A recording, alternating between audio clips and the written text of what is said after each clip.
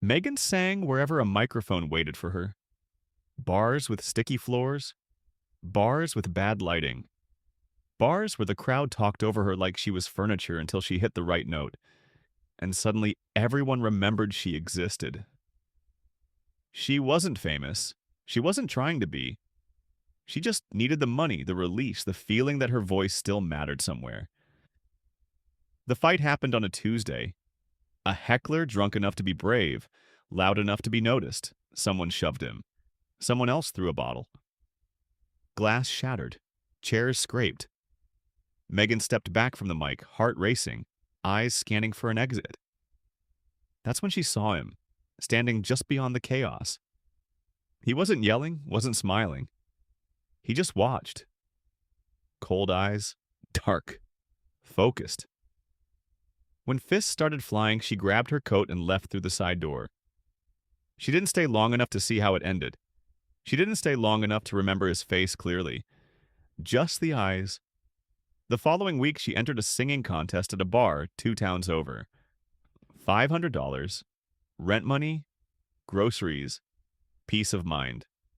She went on stage halfway through the night. The lights were hot, the mic hummed.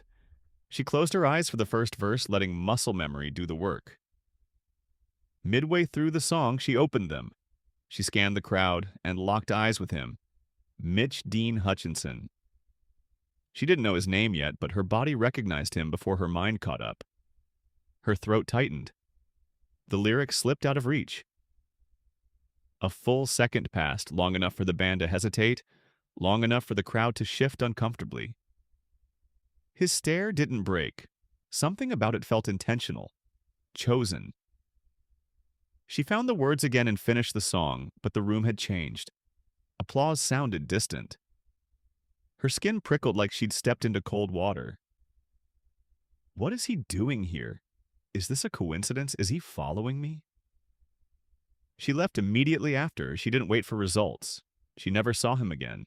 Not directly, but she felt him everywhere. The first letter arrived 3 days later.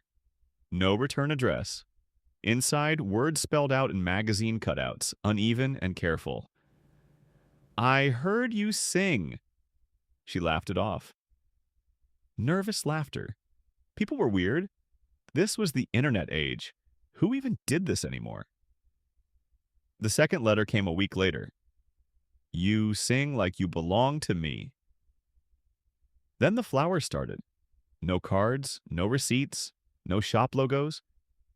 Cheap bouquets wilted just enough to suggest they'd been handled too long. Sometimes they were there when she left for work in the morning. Sometimes when she came home late, nothing, but by sunrise, something waited. Always close. Always placed, not dropped. Her apartment no longer felt like shelter. It felt like a stage she didn't control. She started sleeping with the lights on, jumping at footsteps, watching reflections in windows. The police listened politely and did nothing. No threats, they said. No proof. So she armed herself. Pepper spray. A small knife she barely knew how to hold. It didn't make her feel safer, just more aware of how unprepared she was. The letters changed tone. We were meant to meet. This world is too loud without you. Forever is quiet. The last one arrived soaked through, ink bleeding into the paper. We'll be together in the afterlife.